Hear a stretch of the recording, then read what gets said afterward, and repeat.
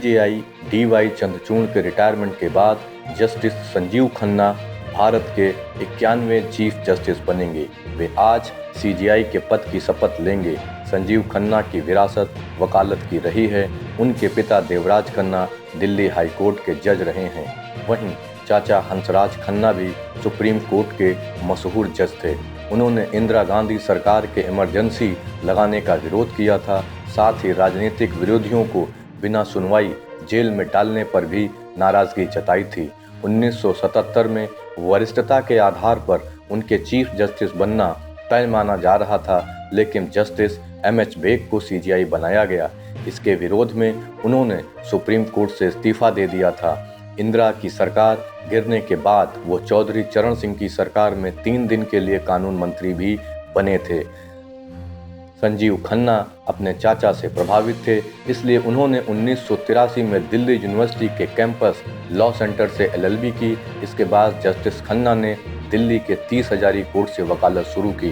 दिल्ली सरकार के income tax department और दीवानी मामलों के लिए वो सरकारी वकील भी रहे। साल 2005 में justice Khanna Delhi high court के जज बने।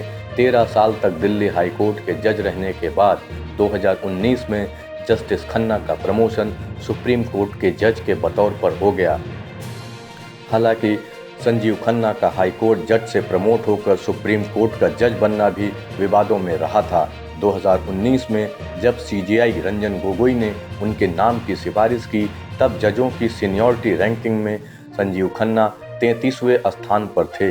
गोगोई ने उन्हें सुप्रीम कोर्ट के लिए ज़्यादा काबिल बताते हुए प्रमोट किया था। उनकी इस नियुक्ति के खिलाफ दिल्ली हाई कोर्ट के चीफ जस्टिस कैलाश गंभीर ने तब के राष्ट्रपति रामनाथ कोविंद को चिट्ठी भी लिखी थी। जस्टिस खन्ना ने सेम सेक्स मैरिज केस से जुड़ी याचिका की सुनवाई से भी खुद को दूर रखा था। इसके पीछे उन्होंने व्यक्तिगत कारण बताया था। जुलाई 2024 में समलैंगिक विवाह के मामले में रिव्यू पिटीशन की सुनवाई के लिए 4 जजों की बेंच बनाई गई थी। जस्टिस खन्ना भी इसमें शामिल थे। सुनवाई से पहले ही जस्टिस खन्ना ने इस केस से खुद को अलग कर लिया था और अलग होने के चलते सुनवाई अगली बेंच तक के लिए टालनी पड़ी थी। सुप्रीम कोर्ट में अपने 6 साल के कैरियर में जस्टिस खन्ना ने 450 जजमेंट बेंचों का हिस्सा रहे हैं। उन्होंने खुद 115 जजमेंट लिखे हैं।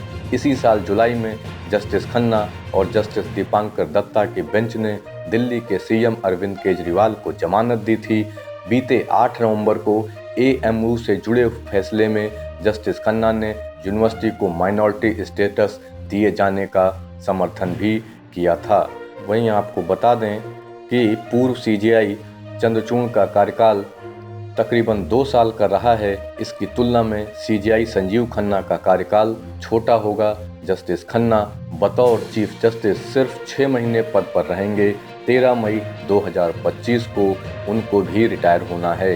इस कार्यकाल में जस्टिस खन्ना को marital rape case, election commission के सदस्यों की अपॉइंटमेंट की प्रोसेस, बिहार जातिगत जनसंख्या की वैधता, सबरीमाला केस के रिव्यू, राजद्रोह की संवैधानिकता जैसे कई बड़े मामलों को सुनवाई करनी होगी।